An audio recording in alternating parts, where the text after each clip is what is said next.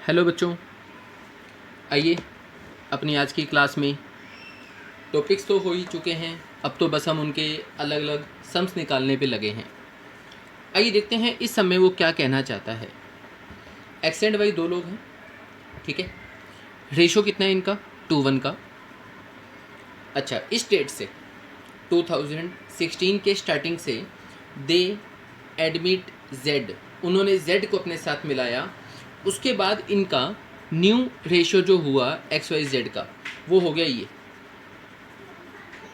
मतलब new given है, आपको दिक्कत नहीं है। ओल्ड भी है, न्यू भी है, आसान हो जाएगा। न्यू गिवन होता है तो आप सेक्रीफाइसिंग कैसे निकालते हैं? Old minus new. एजम्पशन कुछ नहीं है, सीधा ओल्ड माइनस न्यू लगाओ। जेड अपने साथ दो चीज़ों का पैसा लाता है, आपको पता है। क्या लाएगा? 150 लाएगा एज कैपिटल, 36,000 लाएगा एज गुडविल। ठीक है बच्चों, यहाँ तक कोई भी बात न्यू नहीं है अब तक। बैलेंस शीट गिवन है, बैलेंस शीट में ये 5 एसेट्स हैं। लैंड बिल्डिंग है, प्लांट है, स्टॉक है। 75,000 आपने लोगों से लेने हैं। 25 आपके पास पड़ा है कैश एंड बैंक। यहाँ पे 70 आपने लोगों के देने हैं। एक्स वाई का कैपिटल का बैलेंस है, ठीक है। आगे कहता है लैंड एंड बिल्डिंग की जो वैल्यूएशन है वो अब होगी 3 lakh.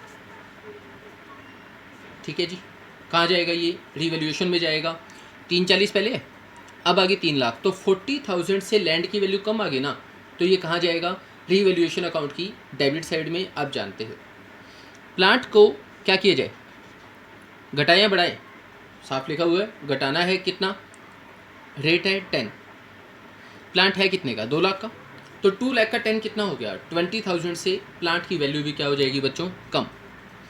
And stock bye 6,000, stock की वैल्यू को भी घटाना है बाय 6,000। इसका मतलब रीवैल्यूएशन की डेबिट साइड में कितना आएगा? 6। ठीक है जी।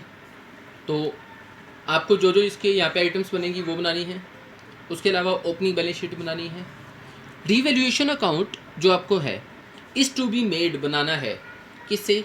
P&L adjustment account. अभी आप इतना समझिए कि रीवैल्यूएशन अकाउंट का ही नया नाम क्या होगा? P&L adjustment account. सब वही कंसेप्ट है, कुछ भी नया नहीं है। हाँ, कैपिटल अकाउंट में जो आप लिखते थे बाय रिवैल्यूएशन अकाउंट, या लॉस के केस में लिखते थे टू रिवैल्यूएशन अकाउंट, लिखते थे ना, तो यहाँ पे उसकी जगह P&L एडजस्टमेंट अकाउंट का नाम आएगा बच्चों। सही बात है। अब इस समय किया क्या हुआ है? अब तक आपके हिसाब से कोई भी नई बात ऐसी आई है? कुछ भी ऐसा जो आपको पहले ना पता हो? नहीं, सब कुछ हमें पता है। बस अकाउंट का नेम यहाँ पे चेंज हुआ है बच्चों, बाकी सब ओके है।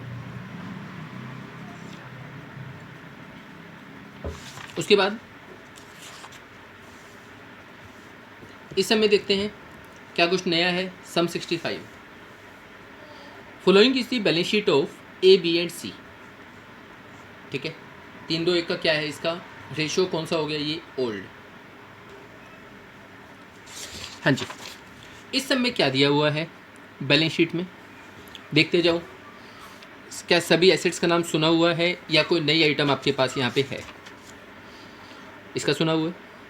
प्रीमाइसिस का मतलब होता है बिल्डिंग, भवन आपका। ठीक है, तो एसेट्स है। स्टॉक दिया हुआ है, 28,000 आपने लोगों से लेने हैं। कैश एट बैंक है, कैश इन हैंड है। सही है ना? कैपिटल अकाउंट है, तीनों का इक्वल बैलेंस है 120 का। 20,000 हमने लोगों के देने हैं। वेजिस एंड जो स्टाफ का पे है यहाँ पे, उसका कुछ अमाउंट आउटस्टैंडिंग है, कितना? 72।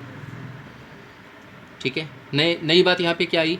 बस बिल्डिंग का नेम चेंज हुआ है, बाकी कोई भी नई बात यहाँ पे नहीं है बच्चों।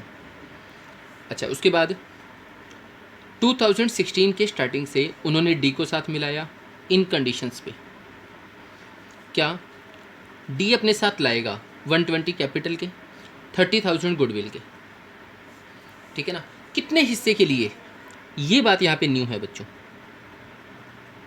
ये देखो, ठीक है ना? इसका मतलब क्या हुआ? चौथा हिस्सा, मतलब ये। ठीक है ना? तो ये इसका हो गया बच्चों नया हिस्सा, किसका? डी का। तो डी इस चौथे हिस्से के लिए, ठीक है, रेट में बात की जाए तो 25 इसका बनेगा परसेंटेज। 120 कैपिटल आया, 30,000 क्या लाया है, गुडविल। यहाँ तक आसान है। ये नया पॉइंट था, वो आपने देख लिया होगा। वैल्यूज़ ऑफ फिक्स्ड एसेट्स की जो वैल्यू है विल बी इंक्रीज्ड, बढ़ाओ, कितने रेट है यहाँ पे, कितना, 10, डी के एडमिशन से पहले। ठीक है।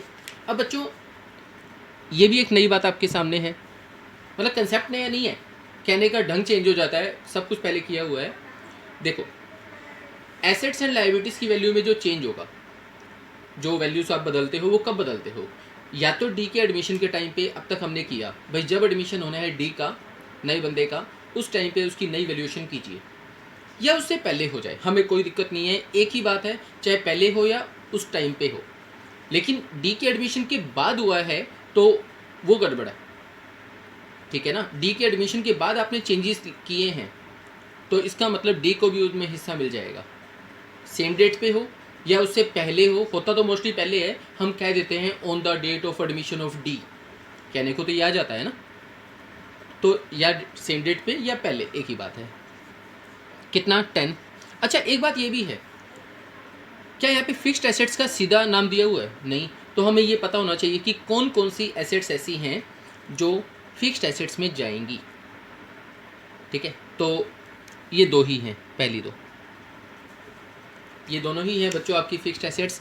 स्टॉक है, आपने जो लोगों से लेना है, कैश आपका बैंक में पड़ा है, आपके पास कैश इन हैंड है, वो फिक्स्ड एसेट्स में नहीं आएगा, तो इन दोनों की वैल्यू को आपने बढ़ाना है। ठीक है ना, इसकी कितनी बढ़ेगी, 95, इसकी 20,500, ये बढ़ेगी इसकी। आगे कहता है उसके बाद आने वाले टाइम में जो प्रॉफिट्स एंड लॉसेस बांटेंगे वो सब इक्वली बांटेंगे, मतलब अच्छी बात है, न्यू गिवन है 1111। ठीक है ना बच्चों। अब क्या इस समय आपके लिए कोई भी नई बात आई, किसी भी टाइप से नहीं आई। हाँ, एंगल चेंज था उसके बोलने का, स्टेटमेंट को कहने का ढंग उसने थोड़ा सा घुमाया, उसके अलावा कंसेप्ट कोई भी नया यहाँ पे नहीं है। आपको कोई दिक्कत लगे तो आप पूछ सकते हो बच्चों।